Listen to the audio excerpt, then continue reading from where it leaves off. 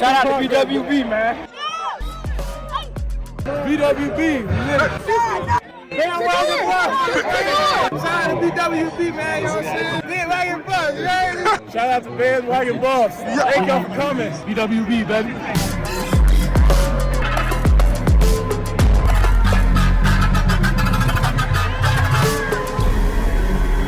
Shout out to TLP Sports Club, baby. Buff Nation, what up? BWB, my bandwagon Buffs. What it is, what it does, and what it's gonna be. It's your man's Harry Billion. Welcome to the Liberian Perspective. Guys, please make sure to smash that subscribe button. Give me the thumbs up. And don't forget, BWB Bandwagon Buff merch is available. Just look down on your phone right below the title of this video, and you will see the merch right there. Gotta get into this story right now. So that's all the business I got. You know what time it is. Let's work. Juwan Johnson found his new home. He's at LSU right now. First, I would like to start off by saying congratulations to Juwan Johnson. And with his talent, his football skills afforded him the ability to go to college, higher education institution where he can earn his degree. Congratulations to that young man. That's the very first thing. Buff Nation, BWB, we stay classy. We don't trash talk anyone here on this channel. Congratulations to him. But there are some insights. There are some things that we're taking away from all of this. Right after the spring game, homie was like, yo, I am decommitting. I made a video talking about it, and we all wondering what happened. Did something go wrong? Did somebody say something? Did somebody do something to you during that spring game? But I believe we now have a reason why he decommitted. Let's watch this video real quick, and then I'll give you my perspective.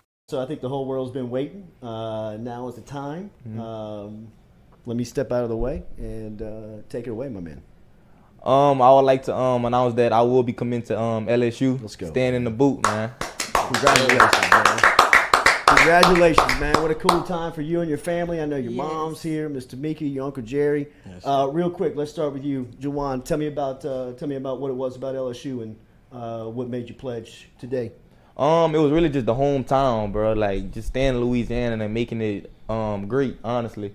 Just to be able to have a part of that, be a part of that Louisiana culture, like I always been growing up to. So it's just been a great time a great thing for me to stay in the boot and help the family out, because it's all about family in Louisiana. I love the culture over here. I love the vibe that I get from down here. It taught me so many things, so I might as well just stay and learn some more.